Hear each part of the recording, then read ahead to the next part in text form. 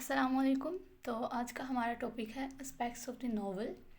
Basically ये जो है सीरीज़ ऑफ लेक्चर थी जिसे बाद में कंबाइन करके एक वर्क की शक्ल दी गई। इस सीरीज़ ऑफ लेक्चर को डिलीवर करने वाले थे E.M. फोस्टर और इन्होंने ये लेक्चर जो है वो दिया ट्रिनिटी कॉलेज कैम्ब्रिज में इन 1927 में। इसके बाद इनके वर्क को कंबाइन किया गया और पब्लिश करवाया गया 1956 में। ये जो है इनका work aspects of the novel, ये हमें मुख्तलिफ एस्पेक्ट्स के बारे में बताता है कि एक नावल में उनका होना कितना लाजमी है। ये एस्पेक्ट्स हैं story, character, plot, fantasy, prophecy, pattern और रिदम।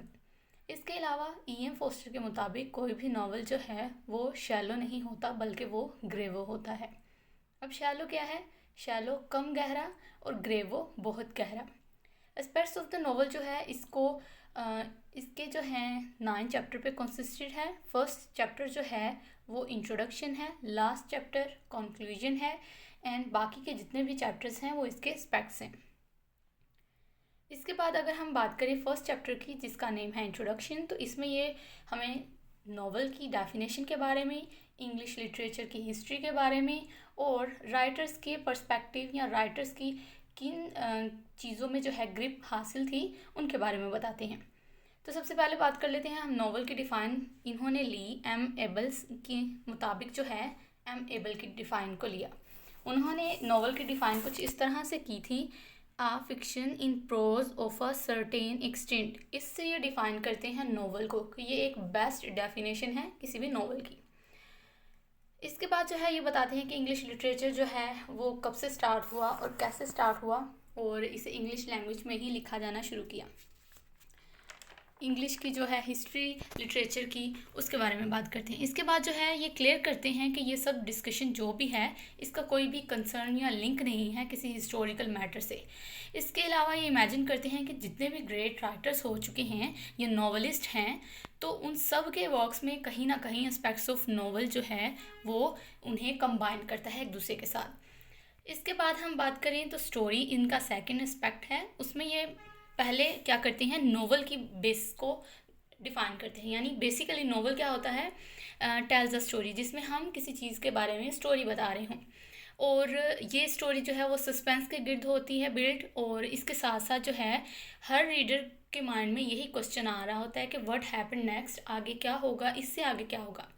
अब फोस्टर ने जो है स्टोरी की जो डेफिनेशन दी है वो कुछ इस तरह है, a narrative of events arranged in their time sequence।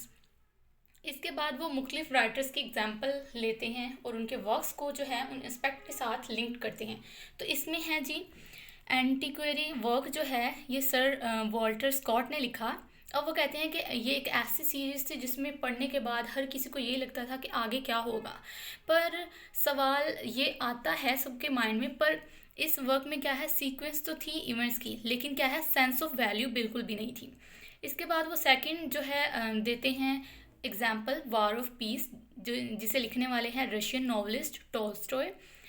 ये कहते हैं कि E.M. फोस्टर कहते हैं कि इनका जो है राइटिंग स्टाइल डिफरेंट है किससे, सर वॉल्टर स्कॉट से। वैल्यू है इनमें, इनके जो वर्क है उनमें वैल्यू है नैरेटिव की भी और इवेंट्स की भी। इसके बाद ये बात करते हैं थर्ड एस्पेक्ट के बारे में जो कि करैक्टर है। अब करैक्टर्स क्या हैं, ये बेसिकली ये डिस्क्राइब करते हैं main human facts of life के साथ करैक्टर्स को डिस्क्राइब करते हैं, मतलब जो इंसानी ज़िंदगी के हकायक हैं। अब वो क्या है, सबसे पहला है बर्थ, फिर food, sleep, love and death. ये वो लाइफ साइकिल है जिसमें हम सब जो हैं चल रहे हैं, इसके बगैर हमारा गुजारा नहीं। अब इनको कंपेयर किया है एक एक्सपीरियंस के तौर पे रियल पीपल के साथ, कि इंसान जो हैं रियल पीपल उनके साथ भी यही सब कुछ होता है और जो हमें राइटर हैं वो भी यही सब कुछ सिखाते हैं। इसके बाद ये दो डिफरेंट टाइप्स की जो हैं दो डिफरेंट करेक्टर्स की टाइप को बताते हैं, जिसमें सबसे पहली टाइप है फ्लैट, उसके बाद आता है राउंड करेक्टर। फ्लैट करेक्टर क्या होते हैं, ये बिल्कुल स्ट्रेट फॉरवर्ड और सिंपल किस्म के होते हैं, और राउंड कैसे होते हैं, ये थोड़े कम्प्लेक्स और डिवेल्प्ड होते हैं। अब इनकी भी एग्जांपल दी गई है कि चार्ल्स डिकन ने जो है अपने जितने भी वर्क्स हैं उनमें जो करेक्टर्स का इस्तेमाल किया है वो सारे करेक्टर्स फ्लैट हैं, यानी स्ट्रेट फॉरवर्ड और सिंपल से हैं। पर इसके अलावा लियो टॉल्स्टॉय को अगर हम देखें तो उनके कैरेक्टर्स क्या हैं, वो राउंड है, यानी कम्प्लेक्स होने के साथ साथ डेवलप भी हैं। इसके बाद ये बात करते हैं फोर एस्पेक्ट पे, प्लॉट की ये डिफाइन कुछ इस तरह करते हैं, लॉजिकल सीक्वेंस और description of the events is called plot. अब ये कहते हैं कि प्लॉट को समझने के लिए दो तरह की ट्रायड्स होनी चाहिए एक रीडर में। क्या क्या होना चाहिए एक रीडर में, इंटेलिजेंस होनी चाहिए और साथ में मेमोरी होनी चाहिए। इसके बाद ये बताते हैं कि बहुत कम ऐसे राइटर थे जो मास्टर थे प्लॉट को डेवलप करने में। सबसे पहले आते हैं जॉर्ज मेरेडिथ जो कि मास्टर थे प्लॉट के। इसके बाद आते हैं थॉमस हार्डी। इनके प्लॉट्स जो हैं वो काफ़ी हैवीली स्ट्रक्चर्ड हुआ करते थे। इसके साथ वो कहते हैं कि नॉवल जो है, एक नॉवलिस्ट, एक अच्छा नॉवलिस्ट वो होता है कि वो अपने नॉवल में कुछ इस तरह उसको एंडिंग में लाता है। किस तरह लाता है, एक कन्वीनियंट रिसोर्स की मदद से। वो कन्वीनियंट रिसोर्स क्या होते हैं, डेथ या मैरिज, यानी वो क्या करता है, मैरिज की शक्ल में एंडिंग कर देता है या डेथ की शक्ल में वो नॉवल को ख़त्म कर देता है। इसके बाद जो है ये थी प्लॉट की एक स्ट्रक्चर कि किस तरह से वो हैवली स्ट्रक्चर करते हैं डेथ और मैरिज को डाल के। इसके बाद आती है फैंटेसी मतलब मैजिकल इफ़ेक्ट डालना किसी में, किसी चीज़ में, किसी काम में। ये एलिमेंट ऑफ मिथोलॉजी को दिखाता है, यानी फैंटेसी एलिमेंट है मिथोलॉजी का, कि मिथोलॉजी इसमें डाली गई है। और इसके लिए भी इन्होंने एग्जाम्पल का यूज़ किया है, जैसे ट्रिस्टम शैंडी जिसे लिखने वाले हैं बायस्टीरियन, तो उन्होंने भी मैजिकल इफ़ेक्ट यानी फैंटेसी का इस्तेमाल किया अपने वर्क में और इससे एक अच्छा वर्क बनाया। इसके बाद कुछ कॉमन डिवाइसेस हैं फैंटेसी की, वो कौन सी हैं, god, ghost, angel, monkey, monster, मिडिक्ट, विच, यानी इन सब चीज़ों का इस्तेमाल करना। तो ये क्या कहलाती हैं, ये फैंटेसी की डिवाइसेस हैं, यानी उन्होंने कौन सा इफ़ेक्ट पैदा किया अपने नॉवल में, मैजिकल इफ़ेक्ट। इसके बाद जो है ये इंट्रोडक्शन करवाते हैं मैन का नॉन मैन लैंड से, यानी एक इंसान का इमेजिनेशन वर्ल्ड में जाना, future, past, interior of the earth, 4 dimension. अगर हम हॉलीवुड्स के जितनी भी मूवीज़ देखें, जैसे एवेंजर्स वाली, वो कुछ इस तरह की मूवीज़ क्रिएट करते हैं, जैसे वो फ्यूचर में ट्रैवल कर रहे हैं, पास्ट में जा रहे हैं, कभी वो अर्थ के इंटीरियर यानी अंदर वाले हिस्से में जा रहे हैं कुछ ढूंढने के लिए, कभी वो 4 डायमेंशन को ले आते हैं। एवेंजर्स में ये काफ़ी ज़्यादा फेमस है, यानी वो मैजिकल इफ़ेक्ट को दिखा रहे हैं। इसके अलावा ये बताते हैं कि डिवाइसेस हैं इसकी, फैंटेसी की भी डिवाइसेस हैं, 2 डिफरेंट डिवाइसेस हैं, वो कौन सी हैं, पैरोडी और अडाप्टेशन। ये एक एलिमेंट के तौर पे इस्तेमाल होती है फैंटेसी के लिए, यानी ये 2 चीज़ें जो हैं अब राइटर इस्तेमाल करते हैं। सबसे पहले जो राइटर जो हैं जिन्होंने इनको पैरोडी के तौर पे इस्तेमाल किया, यानी फैंटेसी को एज अ पैरोडी इस्तेमाल किया, वो हैं हेनरी फील्डिंग। उनका वर्क है जोसेफ एंड्रयूज। ठीक है, ये शुरुआत होता है किससे, पैरोडी से। और क्रिटिक के मुताबिक कि ये जोसेफ एंड्रयूज जो है ये लिंक करता है रिचर्डसन के वर्क पैमेला से। ठीक है, यह पैमेला पहले लिखा गया था और ये जो है हेनरी फील्डिंग इन्होंने कॉपी किया, जोसेफ एंड्रयूज लिख दिया उसके बदले में, यानी पैमेला के ओपोजिशन में उन्होंने जोसेफ एंड्रयूज लिख दिया। इसके बाद आता है जी यूलिसिस जो है इसे लिखने वाले जेम्स जॉयस थे। इनकी भी अडाप्टेशन जो है वो किसी और नॉवल से ली गई है, किसी और वर्क से ली गई है। इनका जो जिस वर्क से इन्होंने ली है वो एक एंशियंट टेक्स्ट जिसका नेम है ओडेसी, और जिसकी जो बुनियाद थी वो ग्रीक में रखी गई थी। और ओडेसी पहले आने वाला वर्क था और उसके बाद इनसे इंस्पिरेशन लेने के बाद जेम्स जॉयस ने यूलिसिस को लिखा। इसके बाद आ जाती है जी प्रोफेसी इसका 6th जो है एस्पेक्ट है। प्रोफेसी का मतलब बेसिकली क्या है, ये वॉर्न करता है कैरेक्टर को कि कुछ आपके साथ होने वाला है और आपको क्या करना है, खुद को संभाल के रखना है, यानी वॉर्न करना, आगाह करना। राइटर इसको कुछ इस तरह से डिस्क्राइब करता है कि एक टोन ऑफ वॉइस है ऑथर की तरफ से, यानी ऑथर की टोन ऑफ वॉइस है, वो उन्हें क्या करता है, वो उन्हें पहले से वॉर्न करता है कि कुछ होने वाला है तो आप क्या है, संभल जाएं। और इसके अलावा और सॉन्ग है जिसके ज़रिए से दिखाता है कि उसका थीम जो है वो क्या है, वो यूनिवर्स है। बेसिकली ये एक सॉन्ग होता है प्रोफेसी जो दिखाता है थीम को, universe his theme is universe. इसके बाद जो है ये एस्पेक्ट जो है डिमांड करता है रीडर की कि उसके अंदर ह्यूमिलिटी हो और सस्पेंशन ऑफ अ सेंस वगैरह होनी चाहिए।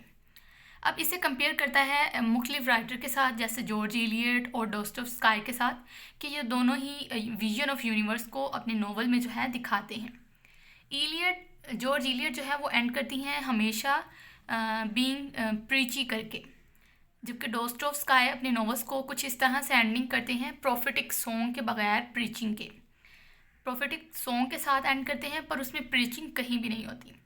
और वो कहते हैं कि प्रोफेसी को डिफ़ाइन करने वाले या प्रोफेसी को अच्छे से क्रिएट करने वाले 4 ही सक्सीडेड प्रोफेटिक नॉवलिस्ट थे। उनमें सबसे पहले हैं डॉस्टोव्स्की, मेलेविल, डी.एच. लॉरेंस और एमिली ब्रोंटे। तो मोबी डिक जो है और इसके साथ इनकी शॉर्ट स्टोरी बिली, ये आती है जी प्रोफेसी के लिए, यानी बहुत अच्छी थी। बट मेलेविल की प्रोफेटिक वॉइस है, ये इनका काफ़ी मास्टरपीस है प्रोफेसी के लिए। वुदरिंग हाइट्स बाय ब्रोंटे, ये एक प्रोफेटिस के तौर पे जो है ये काम करती हैं। इसके बाद D.H.. Lawrence, the only novelist work successfully the prophetic, के डी.एच. लॉरेंस ही ऐसे वाहिद थे जिन्होंने सक्सेसफुली काम किया था प्रोफेसी पे। अब इसके बाद ये बात करते हैं पैटर्न के बारे में। पैटर्न क्या है जी? एक टोन या म्यूज़िक होती है जो कि पोइटिक फॉर्म में होती है, विजुअल आर्ट के तौर पर इसे दिखाया गया है, और राइटर पैटर्न को एक नैरेटिव पैटर्न को डिस्क्राइब करता है। जैसे ये एग्जांपल देता है, Thais by Anatole France, an hourglass novel, Roman Pictures by Percy Lubbock as a chain, यानी इन दोनों के दरमियान क्या है?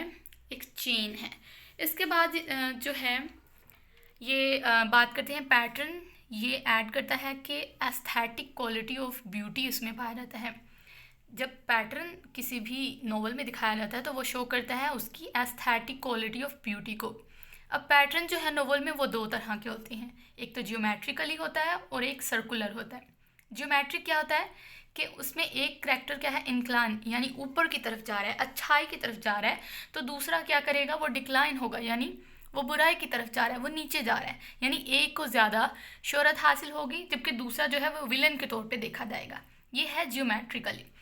इसके बाद आता है सर्कुलर, यानी जैसा वो था पहले, जहाँ से स्टार्ट हुआ है, घूम फिर के वापस वहीं आकर रुकेगा।